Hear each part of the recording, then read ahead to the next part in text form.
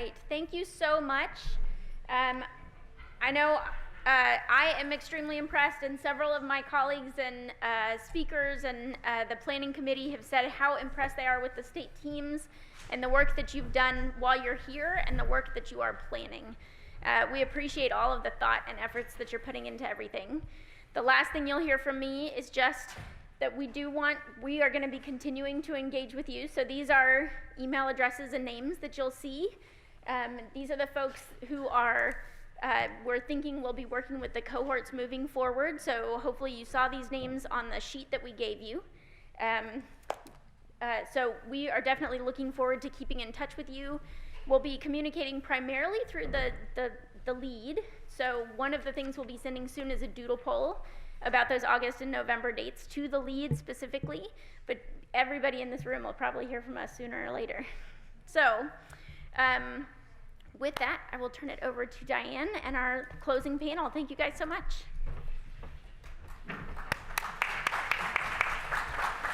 Thank you, Katie. I think we should just start this final session by thanking again our sponsors and our planning committee for all the hard work they did to make this possible.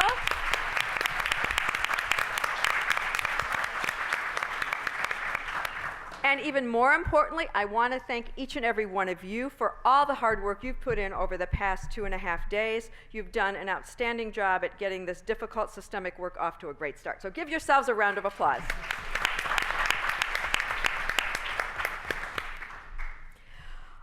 It is my pleasure to introduce our closing panel. I'm going to be short with introductions. We have Mike Cohen, president of Achieve Inc.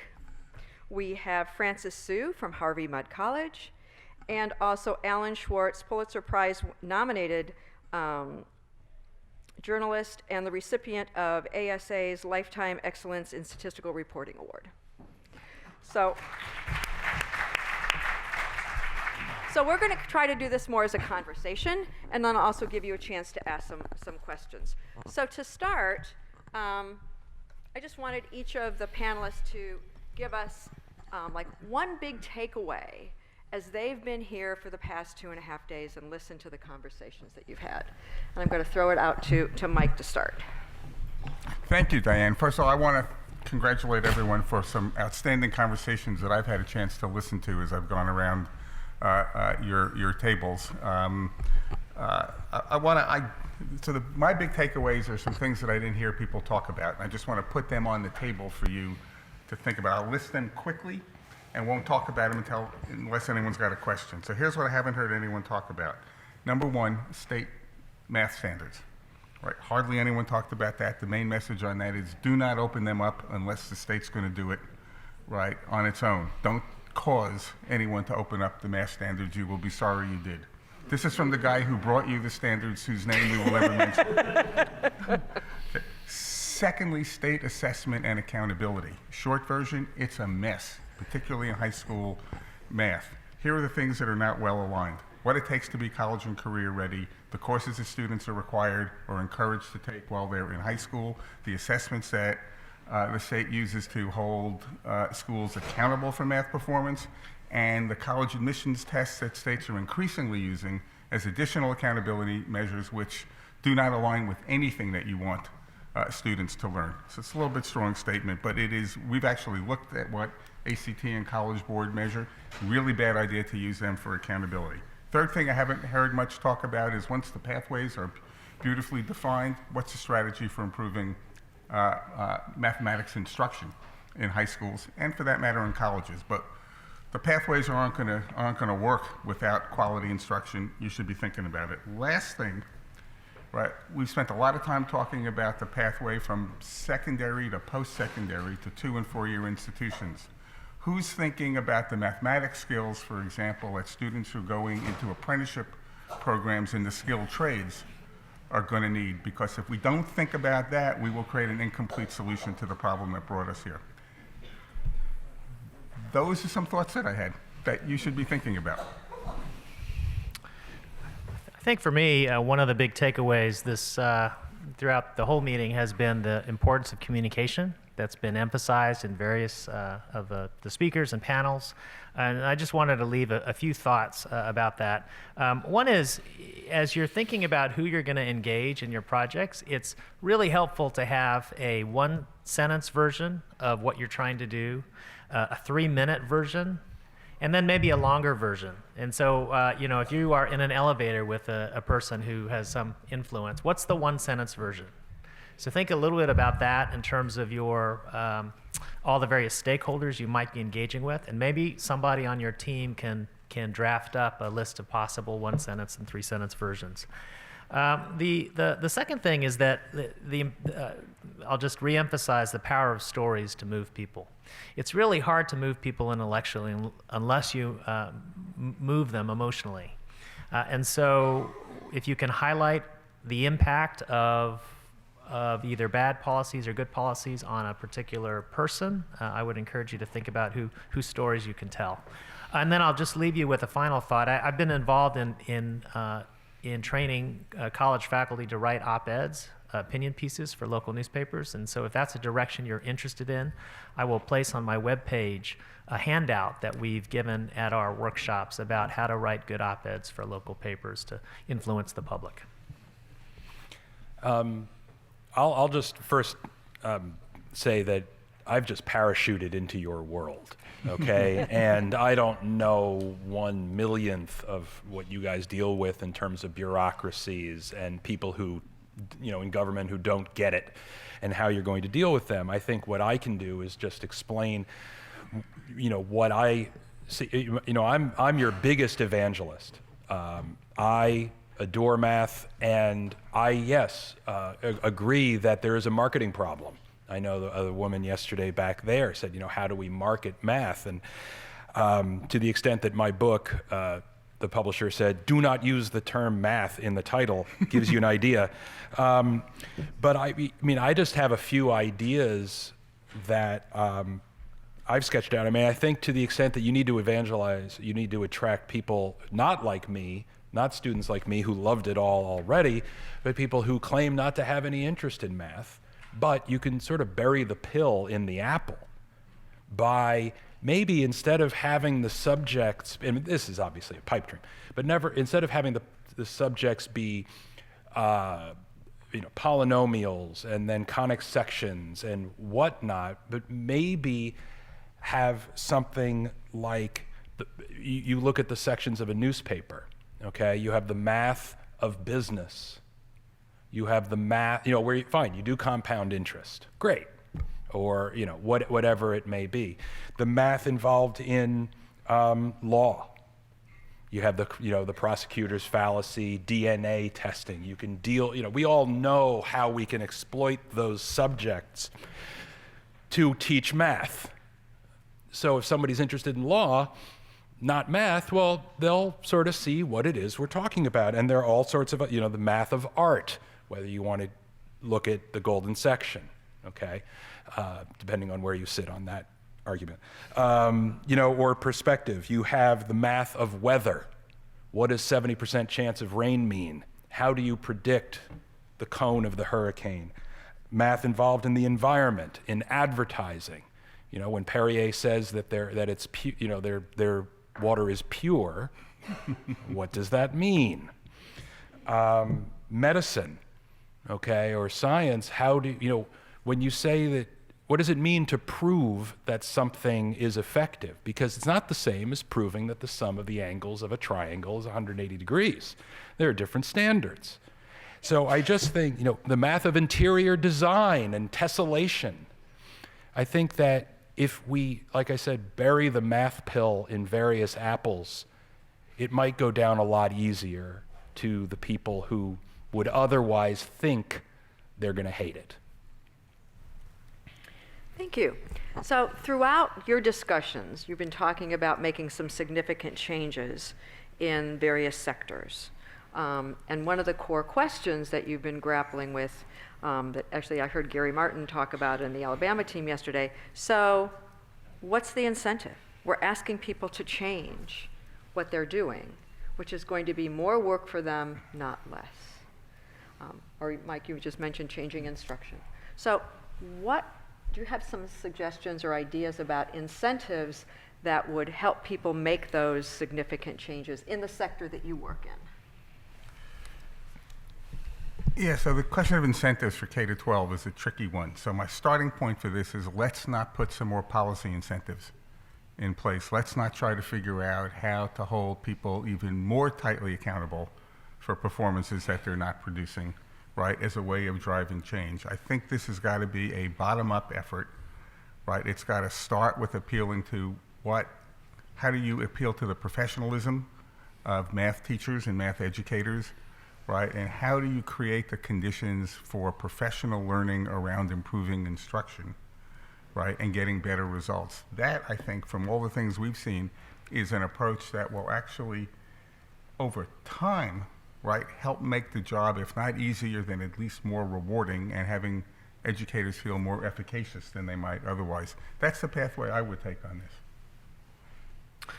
I'm a college faculty member, and this is a hard question because in my community, because I think it is hard to change the way that faculty teach, who've been teaching for the same thing the same way for a long time.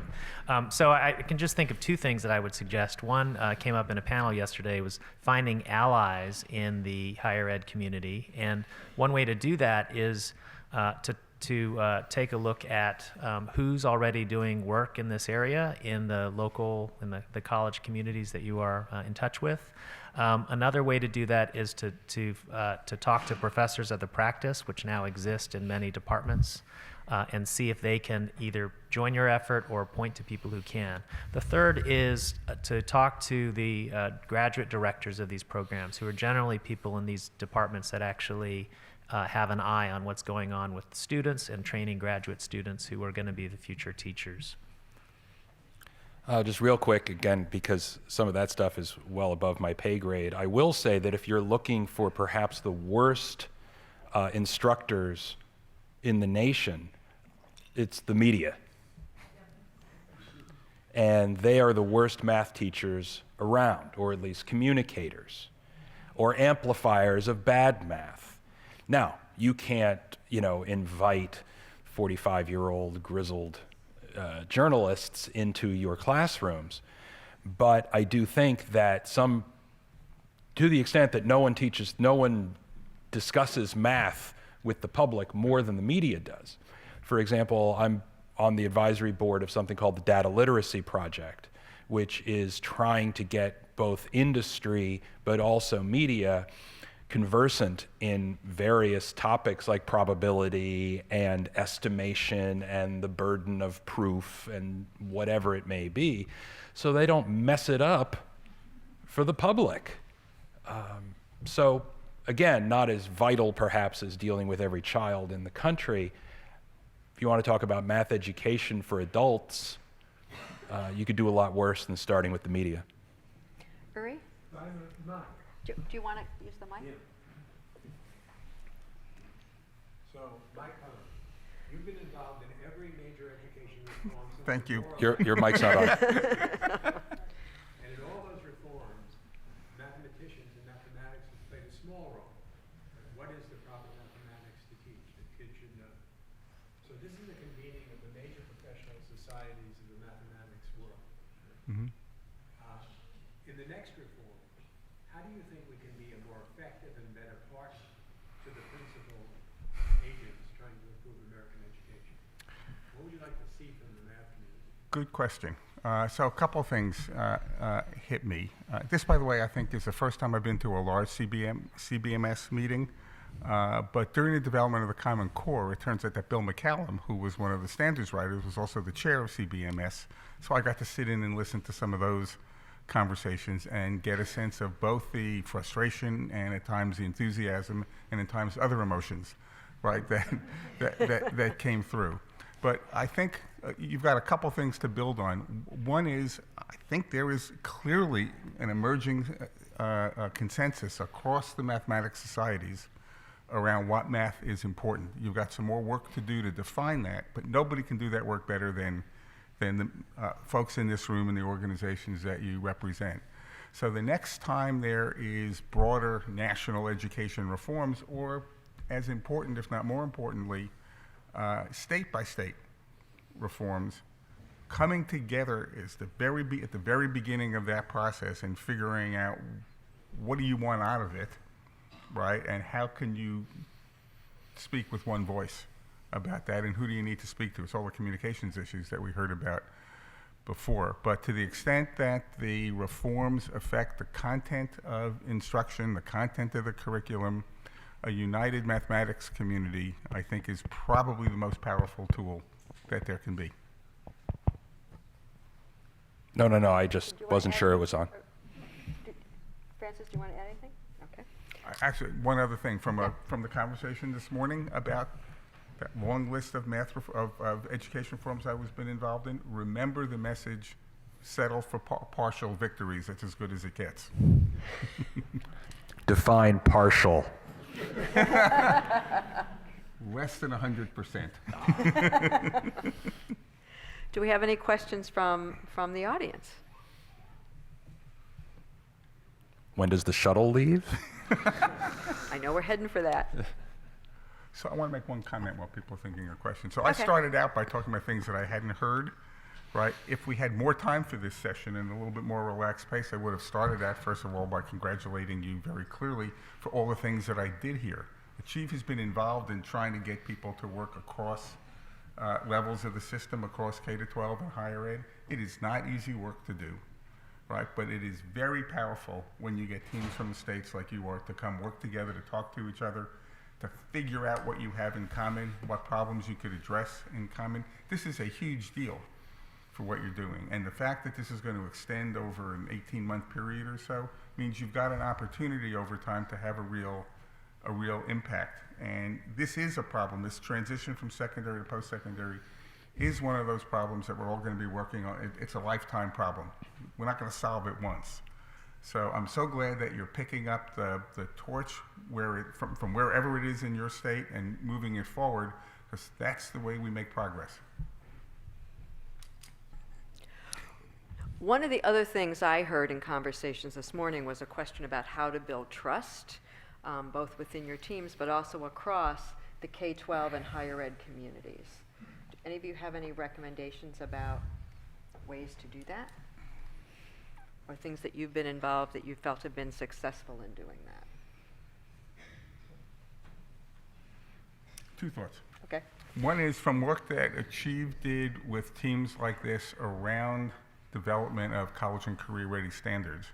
What built trust was getting educators from both sides of the divide actually talking to each other, particularly about what good work looks like. What's the work we want students to do, right? And how do you create a context for them to do that work? Those are very rich and rewarding conversations. That made a whole lot of difference. Second, very different kind of example, when Achieve was the project management partner for the PARC consortium, when it had about 15 states in it, there was a point at which we needed to set cut scores on those tests that would signal readiness.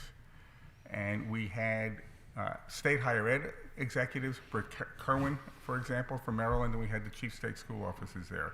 My private conversations with each of them was that they did not trust the other guy, and it was almost always a guy. They did not trust the other person.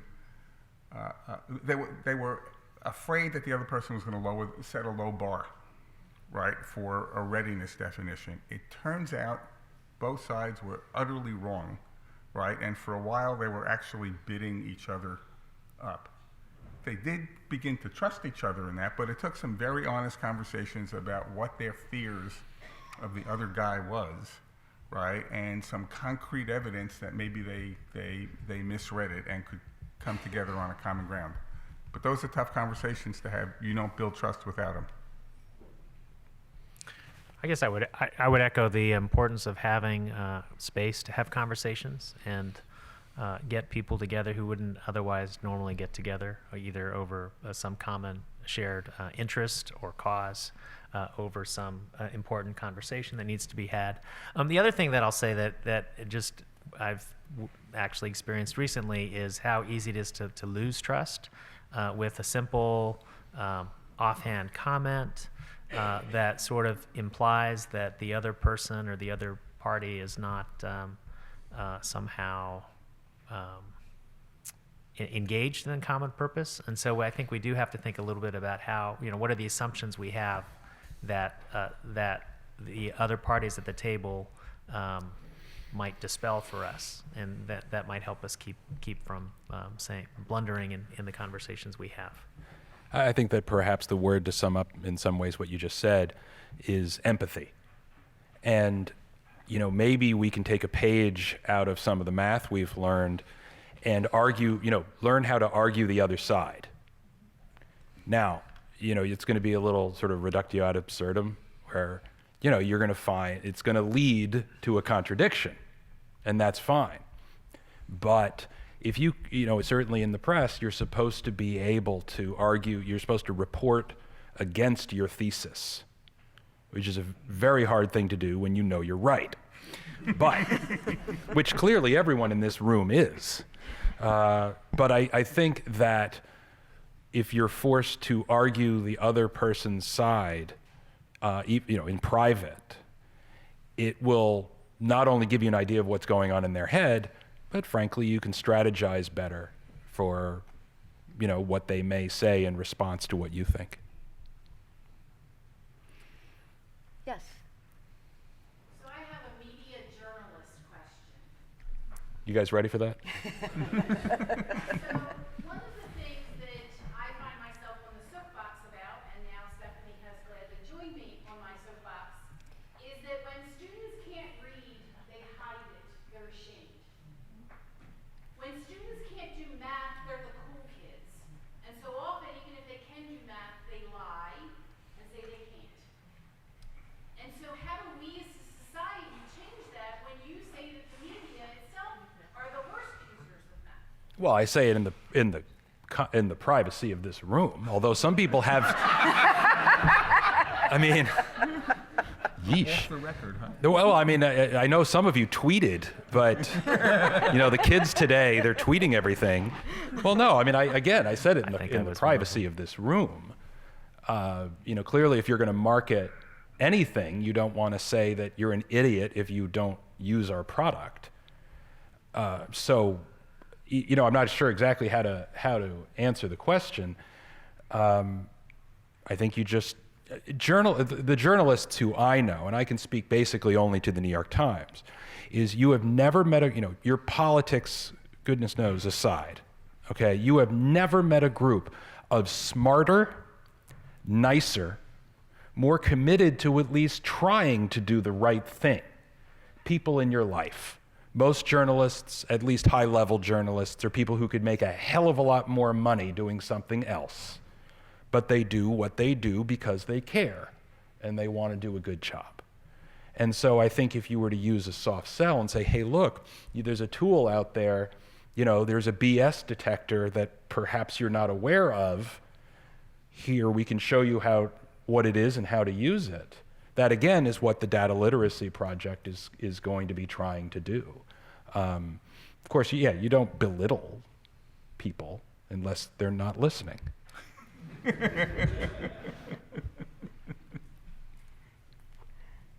Any other questions? Yeah, Brad. In response to the previous conversation about building trust across communities, I just want to say that from my experience, one of the best ways to do it is to have a product that you actually need to produce together. Much better than producing your own product and handing it across the divide and asking for comments on it.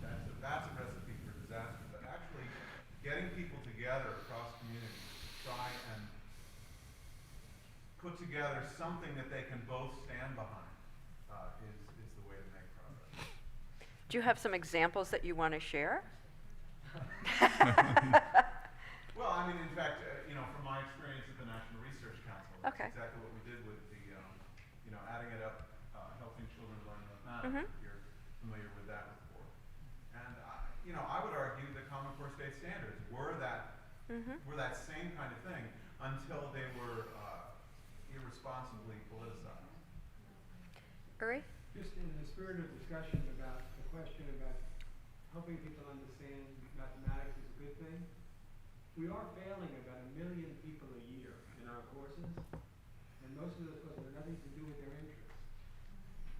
We have the advantage of a captive audience. We're going to have millions of people taking our math courses every year. We should think about how in that instruction we introduce students to the power of the subject and how we can ensure that students leave our courses feeling they have gained something that's invaluable. It's almost unimaginable how we can make a discipline that's so powerful, so hated. So I think the place to start is not with journalists, it's in our own classrooms. Could those of you in the back hear what Uri said? Yes? Yep, okay. I was going to ask you to use the microphone to just say a little bit more, but that's okay.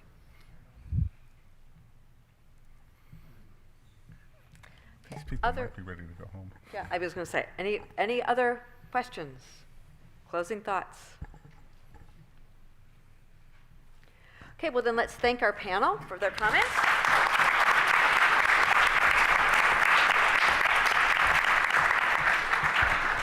Thank you for all your hard work, and we at CBMS look forward to continuing to work with in the Dana Center and look forward to continue to work with you as you go forward and implement and expand your plans. Thank you so much.